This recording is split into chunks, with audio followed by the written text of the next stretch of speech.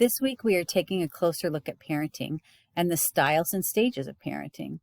I have to admit, before I was a parent, I never once thought about the type of parent I would be. I actually knew very little about young children, and even when I imagined being a parent, wasn't anything except being a parent of an infant or a young child. After I brought home our firstborn, I thought, what in the world have I gotten myself into? I had no idea how to parent, and it was a scary prospect.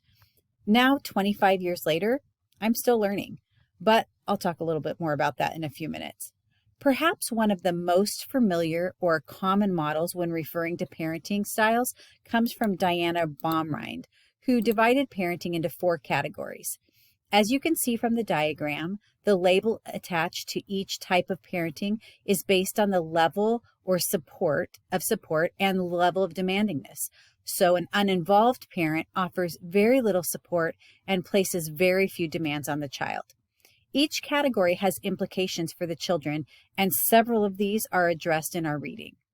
I would definitely say I leaned toward the authoritative parenting, and that followed the style that my mom had laid out before me.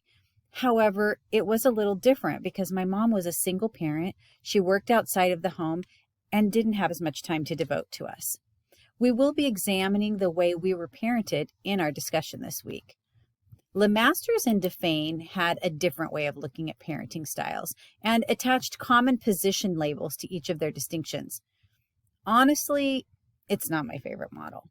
I feel like all of the labels they gave have somewhat negative connotations, and I don't believe they're all inclusive, in that some people don't fit into any of these categories, where Baumrind's model is much more inclusive. Finally, a look at parenting stages. Early on, we talked about different stages of development, but I strongly agree that parents go through stages as well. I'm not sure all parents follow the same path, but I do believe we progress alongside of our child. My parenting style today is much different from what it was 5 years ago, but part of that is because the needs of my children have changed. 5 years ago, I had 2 college students and 2 high school students. Their needs were high: lunches, sporting events, school projects, etc. But that was less than 10 years ago when they were all in elementary or middle school. Now that they're all adults, I'm having to learn to adjust my relationships and parenting styles. The authority figure is leaving, and I'm trying to find a new balance. So where does that leave us?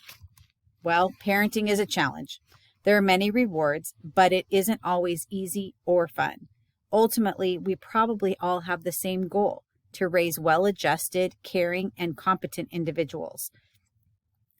And we should keep this in mind when we work with families. Sometimes parents may not understand what it takes to be an effective parent or to help get their child to that point. We want to come alongside them, support them, and help them grow in their parenting skills, working to help the entire family be successful. Have a great week, and please don't hesitate to contact me if you have any questions.